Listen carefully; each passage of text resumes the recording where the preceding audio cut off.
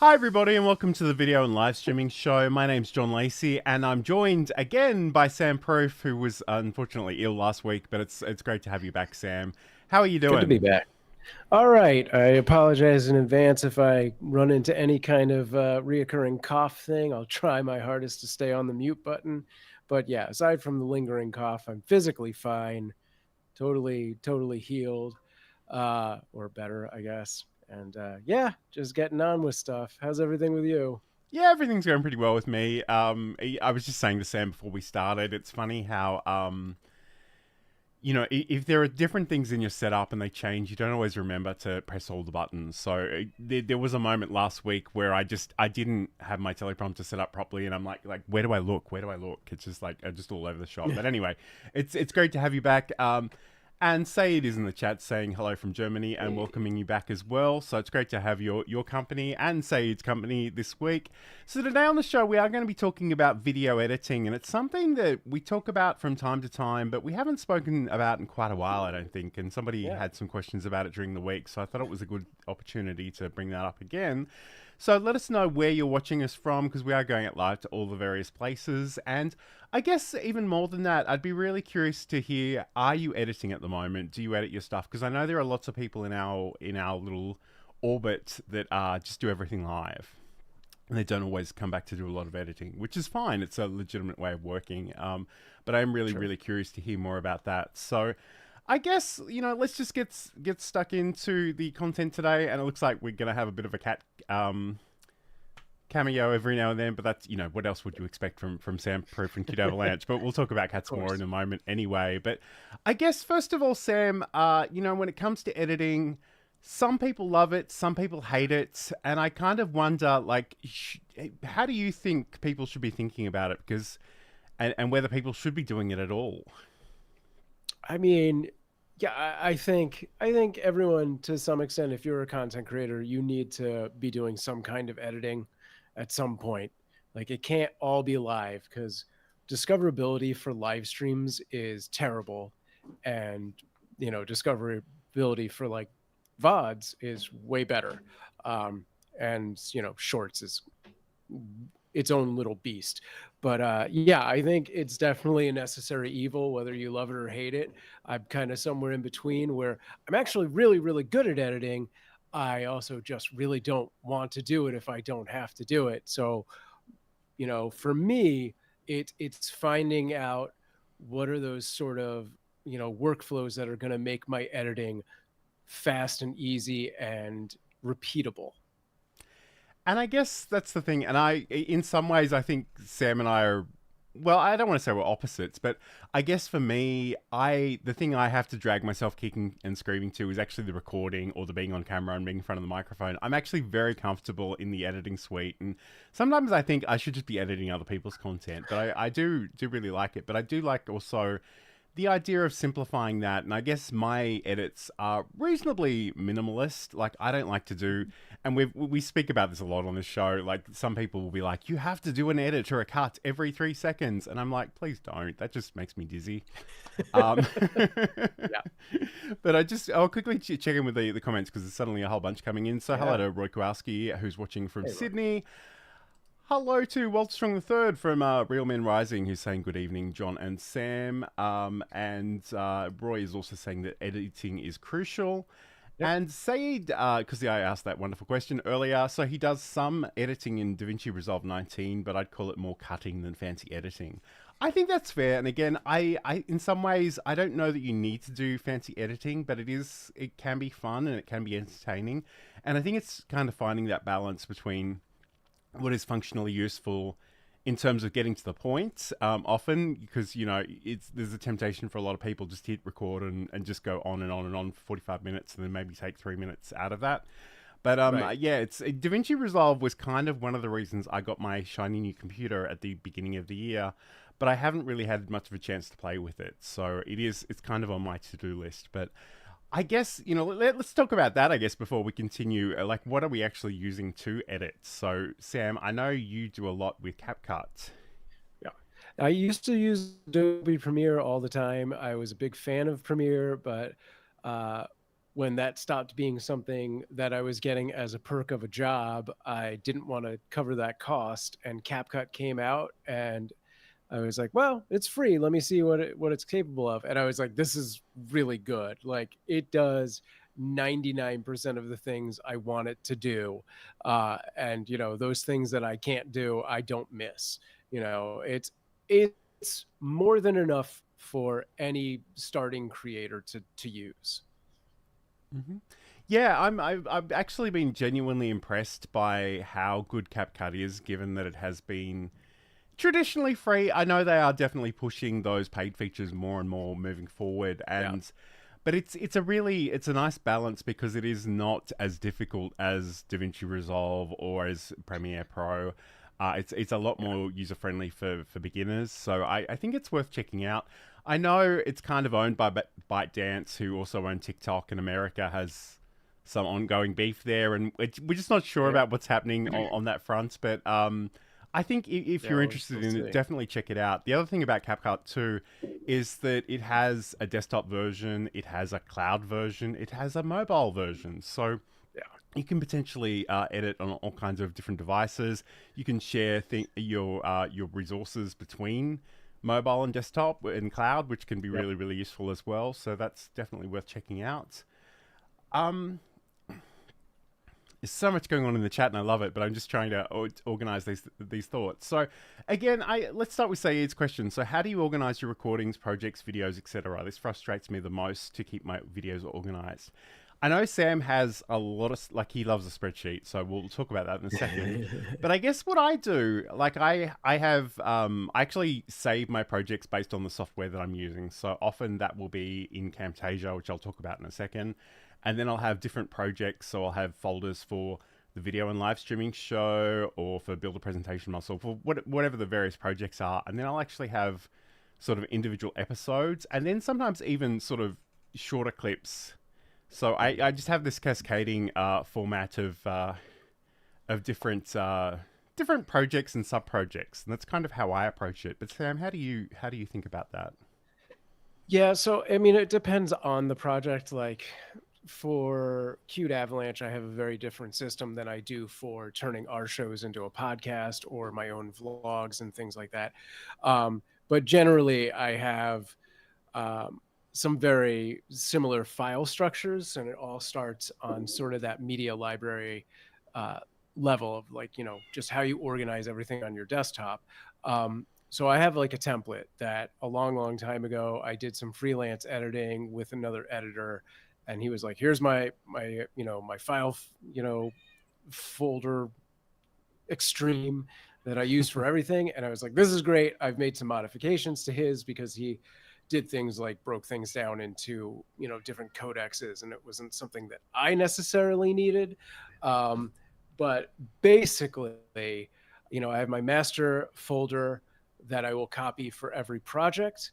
And then within that, it breaks down into I have like a media folder, which then itself breaks down into video, photograph, and audio. And then within that, those folders break down. So video, I have things like a B-roll folder, a capture folder, and sometimes other stuff. And then audio would be things like voiceover would be one folder, and music would be another folder, though generally that's going to be on a master global level somewhere else. But if there is music specific to that particular project, that goes there. Um, and so on and so forth. I have other folders that we probably don't need to get into for the sake of this, for like documentation and all of that kind of stuff. So it's all kind of in one place.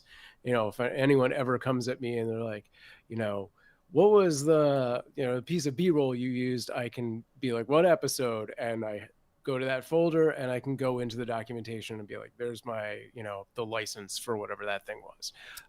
So yeah, it starts on that level. And I think that's actually a really good call out, because if you are using third party resources in your videos, you do need to make sure those licensing arrangements and documentation are in there. I guess like I'm just going to I got to remember the buttons I'm pressing here. So I use Camtasia predominantly to record and edit videos, and the thing about Camtasia specifically, is that it really is designed for screen recordings. And as someone who does a lot of software tutorials, this is kind of really good for me. So I can live in this place.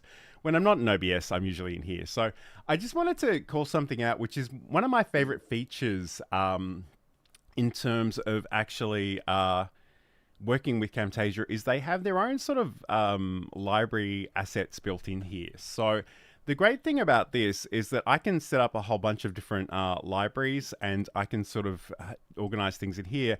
And like this isn't exactly from our show, but what conceptually I can do is I can sort of just grab an area of my timeline, and I can right click on this, and I can say add timeline selection to library, and it'll just take all those resources and throw them in there. And that's kind of the thing that I really like when it comes to making shorts from a longer thing, is that I can just take out the segments and I can sort of see how long they are, and I can take them and quickly throw them into a new project and go from there. So it's one of the things I really appreciate about this software. I mean, there's a whole bunch of other things as well. So, you know, there's all kinds of things that we can do. But again, I think it's really worthwhile. And it's one of those things that it can be really tempting to just want to run and just throw stuff together and hope for the best. But you will probably thank yourself somewhere down the track if you organize these things as well. So, okay. So Roy mentioned that balance is also important, so not to be too pedantic about that. So Walter writes, I have completely moved away from live streaming to do short videos. The move has forced me to start learning how to do video editing, which I love doing now. So I guess that's the other thing, and I didn't have this in our show notes, but I did mention it in the newsletter during the week, is that live and recorded and edited, they're two perfectly legitimate approaches to creating content. And you can do a lot of the things that we do in video editing software on the fly. How you do those will sort of vary from software to software. So there might be a bit of a learning curve. And frankly, depending on the type of streaming software you're using, you might just need to embrace some of the constraints there. So you might not be able to do everything you want to do. But I think it is really, it's worthwhile thinking these things through. And I guess the other thing too is just that I have no idea where I was going with that second thought. Oh, yes, the other thing was that, of course, you can edit those live recordings afterwards if you want to. But again, it's worth thinking about the kind of inputs you have, because the more you have to work with in video editing software as individual recordings or, you know, different tracks, the more you can do with that. So I'm a bit of a stickler for that. Like, I have 4 different recordings happening simultaneously while we do this show, just so that I've got things that I can potentially edit later on. So again, I'm really curious to hear about what people are using. Again, Walter writes that Canva video editing has been a great place for him to start as a beginner. That's really cool. We do have Oh yeah, I was just gonna say, I mean, I know Canva does video editing, and I've used it for some really, really short stuff, like under 30 seconds. But once you start to get past that, I feel like Canva's a little limited, and jumping up to something like Camtasia or CapCut would be beneficial for sure. Sure. We do have a question from Sophia, which is probably a little bit outside of the scope of today's show, but you know, I'll just bring it up quickly. So, how do you guys onboard your clients, and how do you end up with clients booking yourself for them? I personally don't really work with clients right now, and I think you know, that's my thing. I have a full-time job. I barely have time to do this show, let alone entertain clients as well. So I don't know. This might be a topic for a future show that we might want to talk about then, Sam. But do you have any quick thoughts before we move on? Yeah, I'm not sure it really applies to this, because like the kind of clients that I'm working with are brands that I've basically connected through like a marketplace. So it's less of me onboarding them and almost more of them onboarding me. But yeah, it's I don't know that I have a good answer for this right now. Maybe if I Sure. had more information though, I could sway, like, you know, lean this in somewhere. Yeah, no worries. Okay, so I just want to check my notes really quickly to see if there's anything I'm forgetting about that we needed to talk about. So I guess really like the other thing too is like, what kind of content are you creating? Like, what is the purpose of the content? Because that'll have a lot of implications for the kinds of edits and cuts you'll need to make. And again, I guess the example that I go to, just because it's an easy example with some very finite constraints, is the YouTube short, because we know it has to be quite short, like 59 seconds or fewer. We're expecting it to be in a vertical format, so we have that constraint as well. So I think it's worthwhile taking a step back because, and again, like this isn't even a criticism; it's just an observation. That sometimes newbies will just hit the record button, they'll just do whatever they want to do, and they'll just publish it as is, which I think is okay when you're starting. But again, think about respecting your viewers' time and trying to get to the point relatively quickly. Yeah. Okay, cool. All right, so this is the video and live streaming show. We're talking all about making edits and cuts, and we'll talk about transitions and effects later on in a moment, but we'll be back just after this. We are constantly training our cats every interaction that we have with them. Mm-hmm. So when Johan would get on my counter before, this is 10 years ago, before I was the cat expert that I am now, Johan would jump on the counter. What was the first thing I did? I'd say his name, Johan. He loves that. That's a reward for him. He said, you just said my name. I would go over to him and I talk to him and be like, you can't be on the counter. Johan loves when I talk to him. Ding, that's another reward for Johan. I'd pick him up and put him on the ground, but I didn't want him to think I was mad at him. So when I'd pick him up very nicely and kiss him on the head and say, I love you, but you can't be here. I'd put him on the ground. I had just done 3 things that rewarded him for being on the counter. So I was encouraging him to continue doing that. And that's that's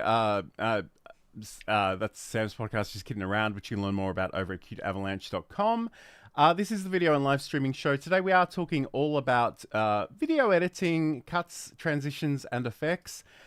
Before we move on, I really like this question from Walter. So Walter writes, which 2 video editing software that you mentioned provide additional B-roll, or would I have to look somewhere else for that B-roll? So is there any B-roll sort of built into CapCut that we know of? Like, I guess templates and footage? I'm not positive if CapCut has B-roll. I know they have sound effects. I know they have stingers and music and tons of effects and transitions. And I'm just not positive if it has stock footage in it. Typically, the stuff I'm doing, I'm usually shooting my own B-roll. The places that I get B-roll from, if I'm not creating it myself, are Pexels, which is free, Creative Commons, which takes a little bit of vetting, and I have a Pond 5 account from when I actually was a stock footage creator, and they actually give out 1 free piece of stock footage every month. So I do have a small collection of that stuff. Saeed says Envanto, which is also a paid stock footage place, but is vast. And I think it's pretty affordable, honestly. So yeah, those are the 4 that I would look at. It's funny because somebody actually commented on my newsletter during the week about Envato, and back when I used to be more of a web design developer guy, it was very common for resources to end up on that marketplace that people didn't really have the rights to be selling. And that always makes me a little bit nervous about these large marketplaces. So, I do think you need to sort of vet these things very, very carefully and just make sure you've got all the documentation in place. I guess I kind of want to make 2 points about this. And I guess the first one is just, the Camtasia component of this is that they do have their own assets, and they do have things that they can sell you. And some of these are free, and some of them you will need to pay for. And I think Camtasia actually has their own subscription for this these days. And like they've got callouts and backgrounds and music and audio visualizers and all kinds of stuff in there.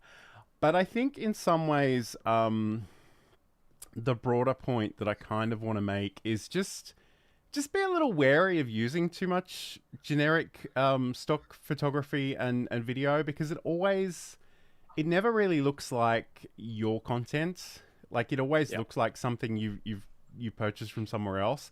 And I know it's an extra step, but I'd really encourage you to sort of think about just recording elements of your work and your setup that are more native, that coming out of the same potential camera maybe, or from a different angle.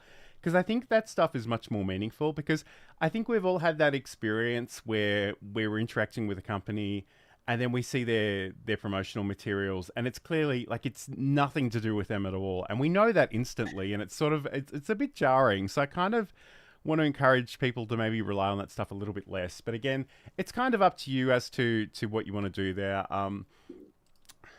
So and Walter writes, I agree Canva is limited with B-roll, but Canva has been really teaching me the basics on the editing. And I think that's great. Like, we try not to be too dogmatic about the tools you use. Whatever works for you, if it's working, that's great. Right. You don't need to jump to the shiny new thing every time. It's just that we reflect on the tools that we use and we're comfortable with. Yeah. I think my only, like John said, if it works for you, use it. My only sort of warning about Canva is that they do editing in such a different way than the majority of editing software, that I worry anyone who has taught themselves via Canva how to edit will jump over to anything else and be like, well, what the hell is all of this? Because you're dealing with timelines and all of these other things. And Canva, it's almost like a very fancy PowerPoint. It's all slide based. Yeah, and I think, and again, like we're not picking on Canva, but I guess in some ways, even the graphic side of that, it's much more driven by templates. And frankly, if those templates reflect your business or your project, then by all means run with them. But if they don't, at that point, you're probably going to need to learn a little bit more about graphic design and potentially using different tools. But anyway, let's get stuck into our next segment. So let's talk about cuts specifically. So I guess, first of all, like, what I want you to think about as a video creator is like, what do you want to cut out and what do you want to leave in? And what are actually the most important things? What are the things that your audience needs to know and hear about and potentially see? Yeah. So do you have any thoughts? I mean, obviously, sometimes you'll just hit record and you'll take 5 minutes before you even start talking. That's an easy thing to just cut out and get rid of and move on from. But what other kinds of things are you generally looking for to cut out of video? So I want to start this off with cuts start in the recording process, right? Like, depending on how you're going about this, you can sort of set yourself up to make editing a lot easier in advance if you're aware of certain things while you're recording. So whether or not you're reading from a script or ad-libbing the entire thing off just some talking points, something that I picked up a long time ago that I really like is when you are doing your script, you're doing your read, your record, and you make a mistake and you're like, I know I'm going to want to get rid of that. You clap or have a clicker so that you mark that down as an audio spike that you can quickly find. And if you continue to make that mistake, you add on an additional click. So if I've made this mistake 3 times, I now see 4 click lines. I can go in and be like, this is the good one, starts right here after the 4 click lines. And everything before that, I'm going to get rid of. And then, you start going again. So if I make a new mistake for a different line, it goes back to 1. So that's just a really quick thing to help you find those in post when you get there. And those are the obvious mistakes is I said this thing 5 different times and I just need it once. But if you're not really going with a script, or if you're just ad-libbing a lot of things from your script, you're going to want to go in and cut out any sort of giant pauses or moments where you're thinking. I don't like to get too small with it. Like, there was a time where I would go in and try and cut out every time I said or add any kind of just dumb word pause thing happen there. But like John said at the beginning, we don't need to cut every 3 seconds. That's Mr. Beast. He does his thing. We don't have to do that thing. There was a time where I did stuff very similar to that, but I think for your own sanity and in a lot of ways your viewer's sanity, you don't have to get that microscopic with it, and really just making sort of smooth chunks of knowledge.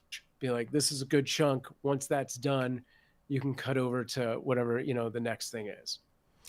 And it's interesting you say that because I know a lot of people, a lot of my friends in the audio podcasting world, they're very adamant that yes, you have to remove every and and maybe like and that's a creative choice. You can do that or you can not do that. But I guess once you add video, the more you cut things out, the more you will notice those jumps in the video. And like in some ways, especially with the introduction of a lot of these softwares where you can edit via transcripts, people take things out, and I'd much rather hear the occasional and rather than sort of just video that jumps all over the place.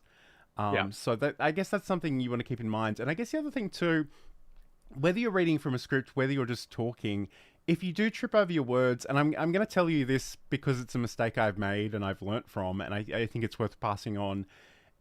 I recorded an episode of my podcast and I stuffed up a word and I thought, I'm just going to go from that word and keep going and just splice these things together. And I did, and it wasn't a great experience, and I don't recommend that to anybody. What I really encourage you to do is just take a deep breath and just start from the previous sentence or, potentially the start of the paragraph, whatever you're looking at. For sure. Saeed just has got a few comments in here. So I watched a video on cut-friendly recording that explains how to position yourself for seamless edits when re-recording part of your video. The better the recording, the smoother the editing process. Yes. Sure. And especially like a lot of the stuff that we do is just us. But if you're working with actors, if you're working with on-screen talent, and you don't get the takes that you need, you may not be able to have those things. You may need to book them for another day and book camera people and all other things. So it's really worthwhile to make sure you've got everything you need. And I think in some ways that's where the planning really comes in. And he also writes, one tip was to start with the last sentence from the previous scene for a smooth transition. Although the other thing that occurred to me reading Said's earlier comment was, and again, we're very old guys who have been on YouTube for way too long. But back in the day, it was very popular to do the jump cut thing, where you would deliberately reposition yourself in the frame for every sentence, and then you would just cut out the gaps in between. And that was kind of engaging. That was kind of fun. I don't know if it's appropriate for everything, but it does actually make me a little bit reminiscent of the oldie days of YouTube. So I mean, I still see it being used. Yeah. And it's still a creative option. So you can check those things out. So I just want to really briefly just talk about how some of this stuff works in Camtasia. And again, this isn't an ad for Camtasia or anything. Use whatever you want to do. And there'll be versions of this that apply to whatever software you're using. But I guess what I kind of want to call out is, and this is just a random project on my computer that, and again, if you watched last week's show, you would have seen me play this. But essentially, all I want to draw your attention to is that we have the ability to sort of split tracks, or split recordings, if you will. So I can literally click on this, and if this first couple of minutes was not important to this video, and maybe I want to repurpose this as a short, I can come in and delete that. Although the other thing that I really like, and again, this is a feature you'll find in a lot of software, is that if I sort of select a region, I can go to what is called ripple delete in Camtasia. It might be called different things in different softwares. Just keep that in mind. But essentially, it'll delete all of that stuff together. So that's really, really useful. But I guess the other thing is really about the storytelling. So, what is the juiciest part of the story that you're telling, or the thing that you're demonstrating? If you're doing some sort of before and after, do you sort of tease the after at the beginning just to encourage people to keep watching, or do you make them wait for it? There are all kinds of choices in terms of doing that or potentially not doing that. So you definitely tease it. Yeah. I'm going to say straight out. I mean, it depends what you're doing. If you're doing a cooking video, you show the end before you do the process. It's kind of that thing, like we've talked about this when we talk about thumbnails and titles, where once you've gotten that person into the video, whatever you promised on that title and that thumbnail, you need to prove you're going to deliver on. Showing the finished cake is that proof. Absolutely. And I mean, especially in food where, if you make people hungry, they will definitely follow along very intently. So that's something you can do as well. I don't want to bore people too much, but I kind of and I didn't even tell Sam I was going to do this, but let's just run with it a little bit. So again, like I've got this project, and again, I don't know, like this is literally just something random on my computer that I thought I would use as a demonstration for today. But I kind of want to talk about some of the things you can sort of potentially do, and obviously here it is very much a software demonstration. So what I'm going to show you actually is that, you know, first of all, the great thing about Camtasia is that it can record me on camera, on microphone. It can record my computer and also audio from the computer as well, all as sort of separate tracks. So I can do a lot of different things with those. So, I mean, first of all, you know, this recording of me, it is just me in front of the green screen, which you can't see at the moment. And all I do is I go in and sort of remove this color behind me. And that's really just a matter of sort of picking an effect, a visual effect. It's literally called remove a color in Camtasia because they like to keep it really simple. And then I can sort of just go in and find a green shade and adjust the tolerance and the softness and the hue and defringing and whatever else I want to do. But I guess like the only other thing I kind of wanted to mention too is I've got this group here, which is just my screen recording, but it's also got a number of black bars across it just to hide the session IDs because, as you know, if you were on last week's show, that's something you don't want to inadvertently share with people. So whenever you're doing software demonstrations, make sure you don't show people personal private information because that can be a problem. But I guess like I've got these two recordings, and like what I kind of wanted to do here was if I go in and change my project settings, because right now it's sort of a horizontal video, but maybe I want to make a YouTube short. I can apply those things. Obviously, I'm going to have to rearrange some of these things because I'm completely off the camera right now. So I've got to make sure I've got the right button here. So I can sort of bring myself in. I can, you know, resize myself. And I'd probably, I guess the thing about the vertical version of this is a lot of the times I actually do have a horizontal monitor on one side and a vertical monitor on the other side. And if I was just doing this for a vertical video, I would have recorded on that one. But here I'm actually just reusing some stuff. So depending on what I'm doing, like I might want to resize this. I might want to sort of move where this is. And I'll show you more of that in the next segment probably. But essentially I can take these elements and I can rework those. I'd probably want to make myself a little bit bigger in this frame, but again, I can do whatever I want here to make that happen. And, you know, I could come in and bring in different colors and annotations and sort of go from there.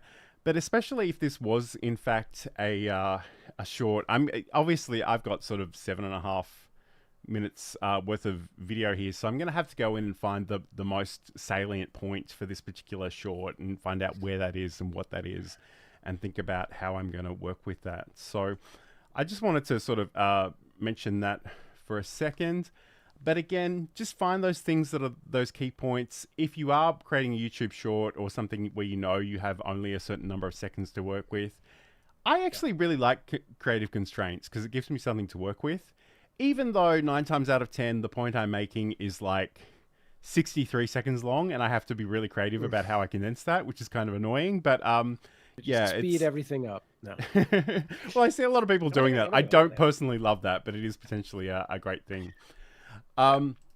Saeed said, show the finished cake in part 2 of the video. No. That is so irritating. And I saw that on some version of that on TikTok where they were like, my pet octopus is going to do something amazing. And it's like, not in this video, it isn't. It's just going to tell you that you need to subscribe and follow and all of the things. And again, I don't know who this is, but I suspect Sam does. Reminiscing about the old pizza cooking stream. So Sam used to do like a weekly pizza video back in the day. It's certainly, I think we've made the entire audience really hungry. So we're going to come back and talk about some transitions that you might want to think about. But this is the video and live streaming show. Thank you so much for being here today. Hi, I'm John Lacey. And in Build a Presentation Muscle, I want to talk about finding your voice, refining and sharing your message, using tools and technology to share that message, and looking after yourself as a creator.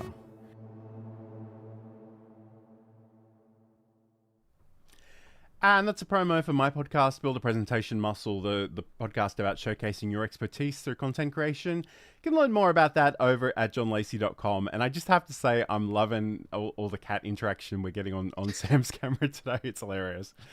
Okay, so this is the video on Livestreaming Show. Let's talk about transitions. So I guess there are a number of different things that fall under this category. And, you know, obviously moving from one scene to another scene is one of those, and you do potentially have a whole bunch of different ways of working with this, whether it's fades or crossfades or sort of really animated transitions.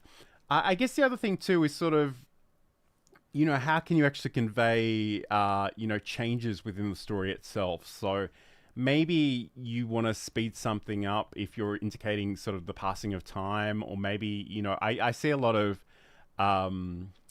sort of I can't even think of the word for it now, but you know, they'd take a really long time lapse of you know, the sun going down and just speed that up for example. So I guess, you know, is and say it's such a great question. We'll come back to that in a second. But anyway, I guess, like, what do you think we should keep in mind with transitions? Because I'm just going to say it up front. When people start editing video, whether it's on CapCut, whether it's on Windows Movie Maker, they find the love heart transition and they just put it on everything for the rest of time. And I want to tell you that stuff gets really distracting really, really quickly. So yeah. I'd sort of try and be a little bit mindful of the transitions that you use. But Sam, talk to us about those and what you think. I mean, yeah, I 100% agree on that. Like, no star wipes, no heart transitions, just unless you're specifically doing some kind of like call out to something else that is using a crazy transition like that.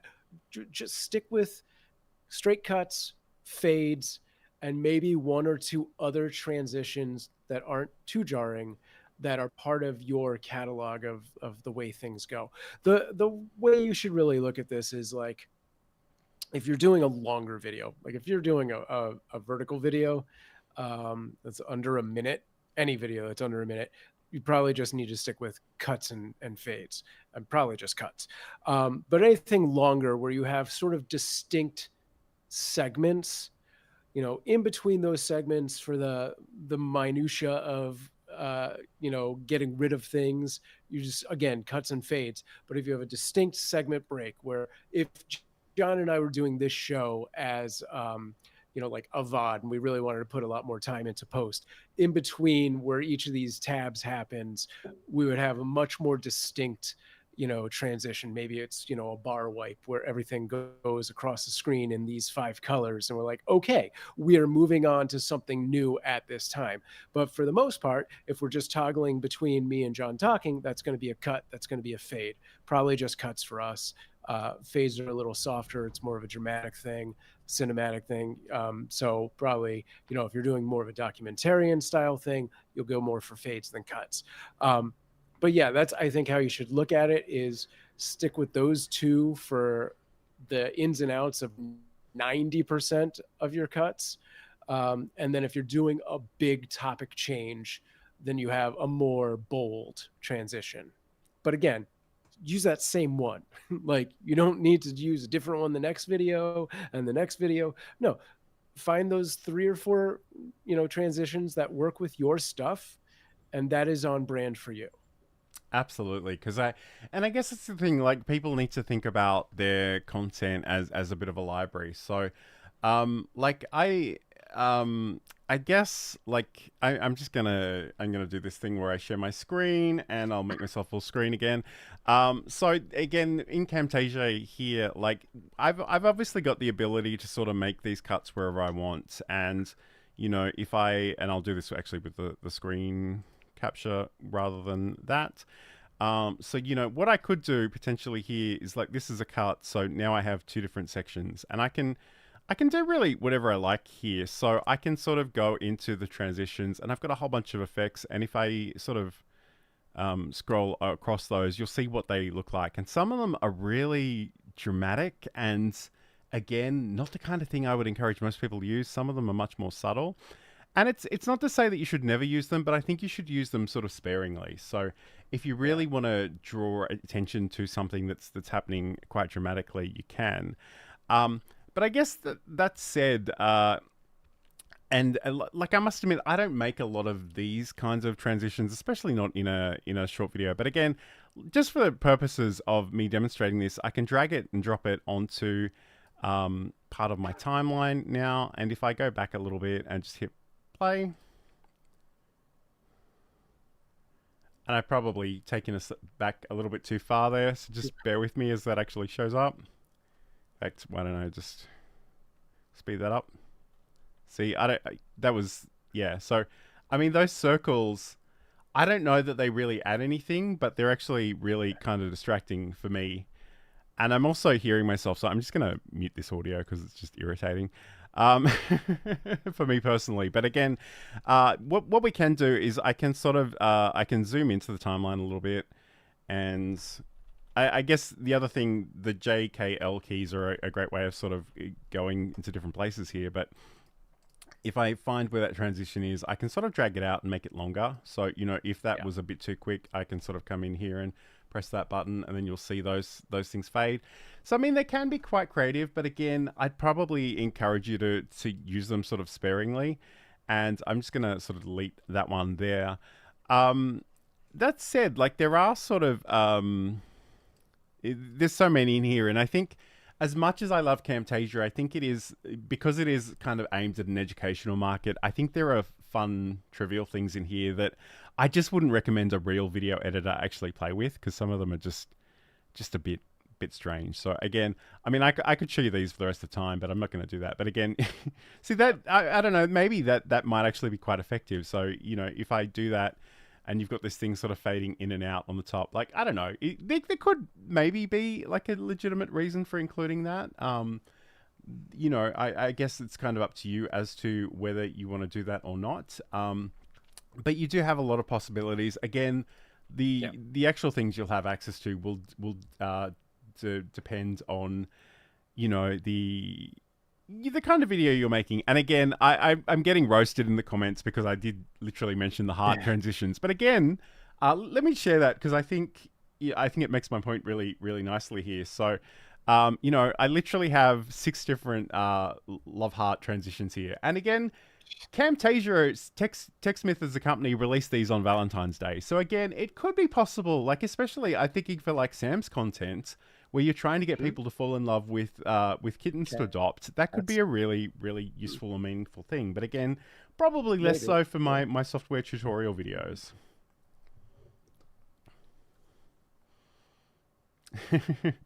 Okay, so we've got those. I guess there is one other thing, and I'm conscious that we don't have a lot of time today, but somebody kind of asked specifically about zooming in and out, because that is kind of something we do see a lot of especially in shorts. Like if you are just a talking head, the ability to sort of zoom in and zoom out, have a little bit of motion there that is maybe kind of subtle. I think that can be quite a useful thing. So if it's okay with you, Sam, I'm just going to talk people through that for a second. Go right ahead. Okay, cool. All right.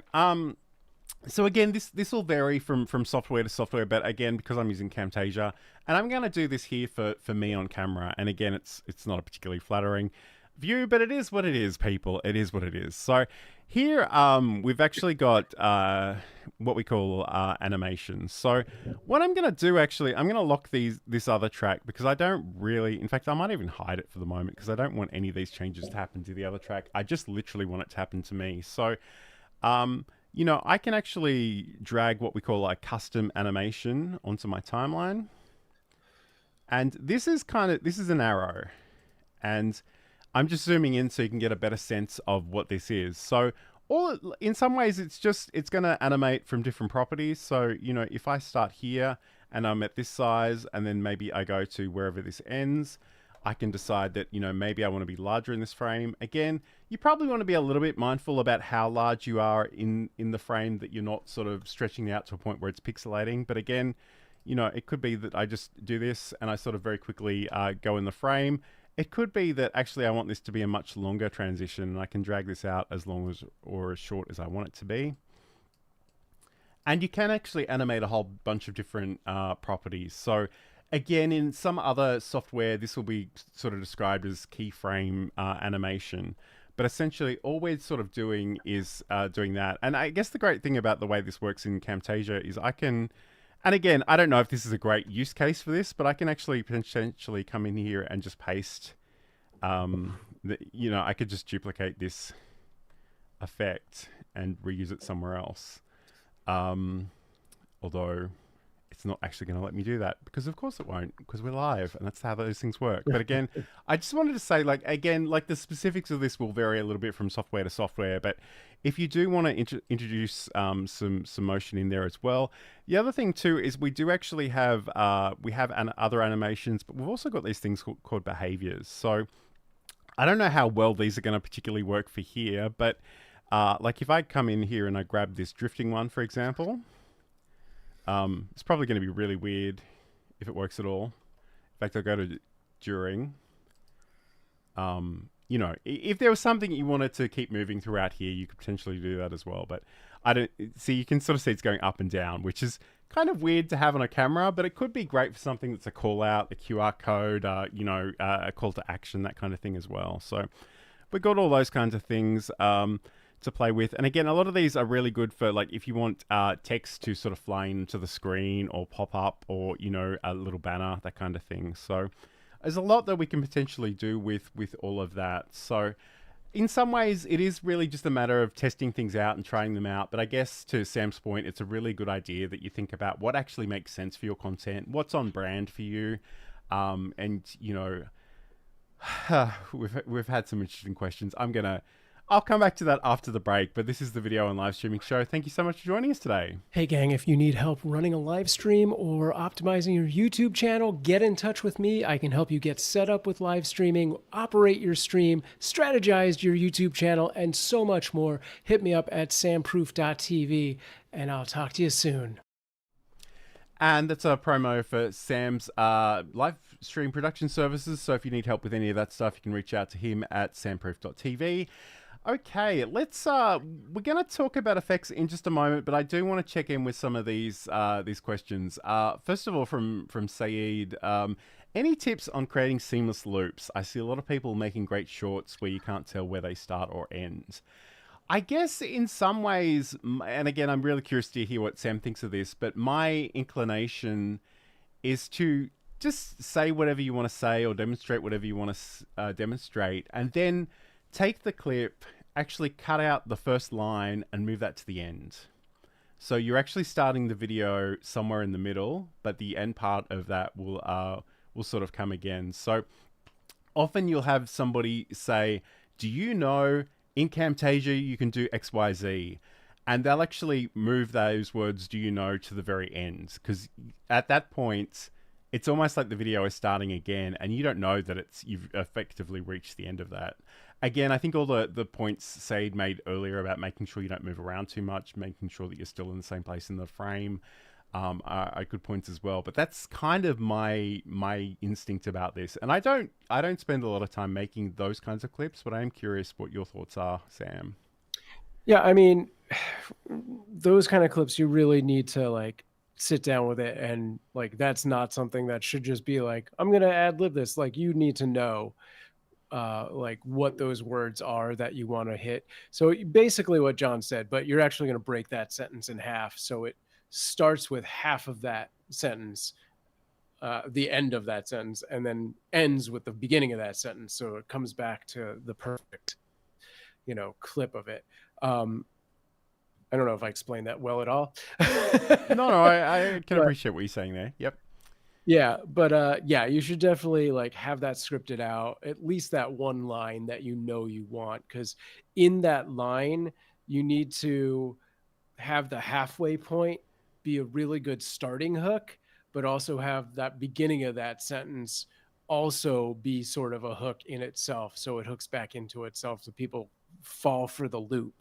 And then just in practice, having a good player like VLC where you can actually watch it on loop to make sure that it is seamless and there is no obvious like weird jump or anything like that is extremely useful. Yeah, and I think like some software will video editing software will actually let you sort of play the loop, and I don't think that's something Camtasia actually does. But there are sort Yeah, of other examples of that.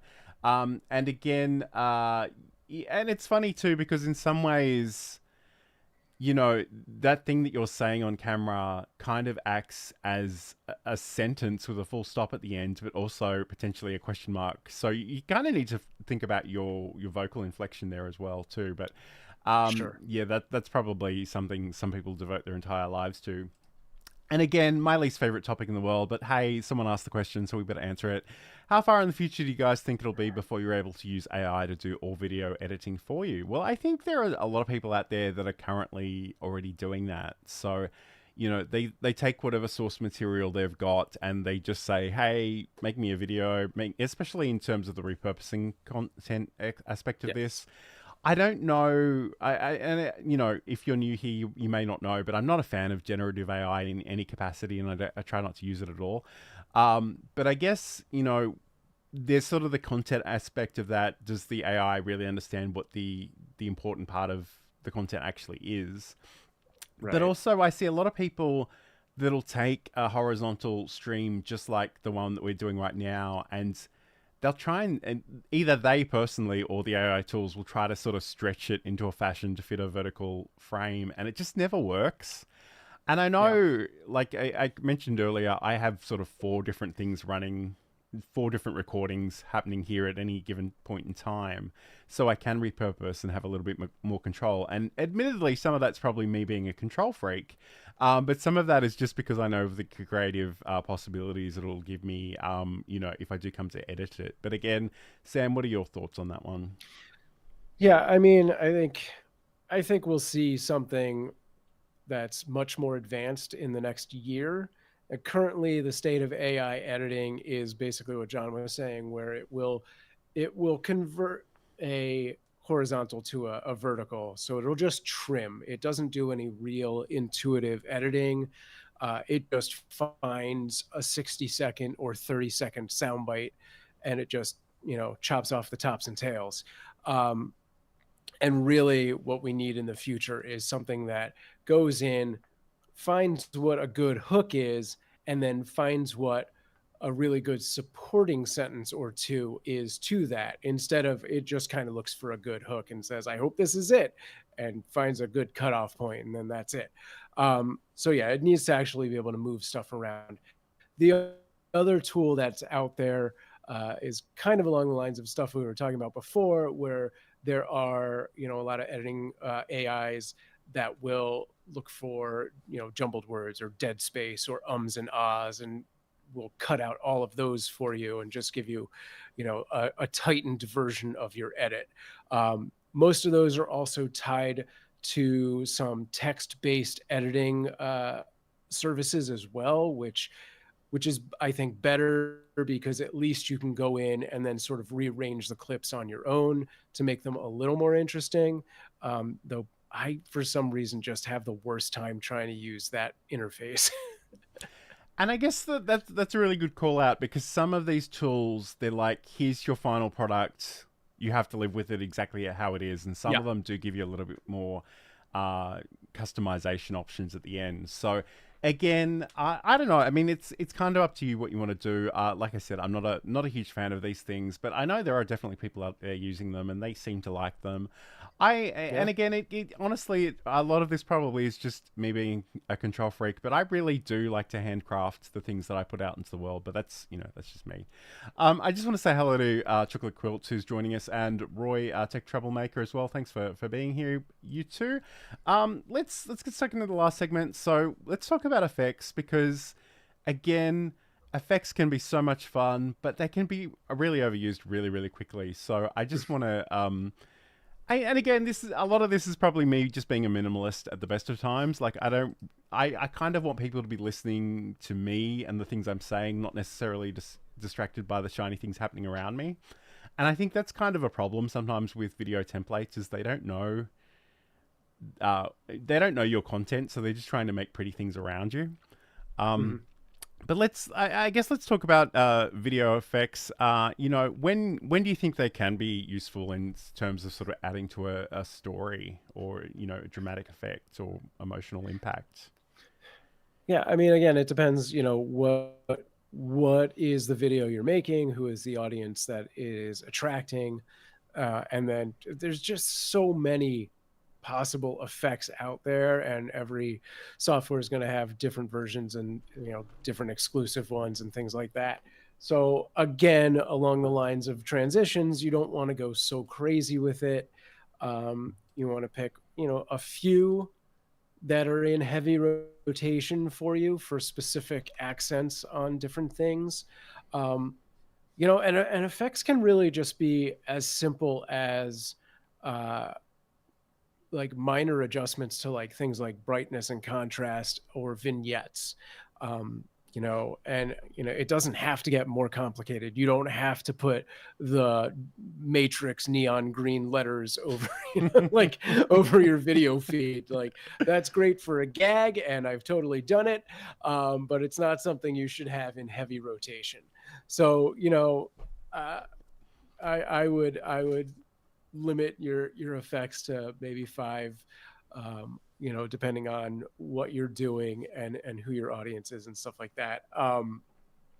And yeah, just make a note of like, I have that style guide. I always refer to my style guide, put it down there. Like, these are the effects that I'm using, and this is when I'm using it. Like, if I want to show that I've gone back in time, I'm going to desaturate things and and maybe add a vignette to it. That's what that is. That's when that gets used. You've seen that a million times 5 years ago, and suddenly we're black and white, whatever it is. So like, I think you take a lot of good cues from when movies use certain effects. People, come to expect it in that particular situation. If I am talking about something that happened in the past and I don't even bother putting a caption on, but all of a sudden I'm playing a clip and it's black and white and in a vignette.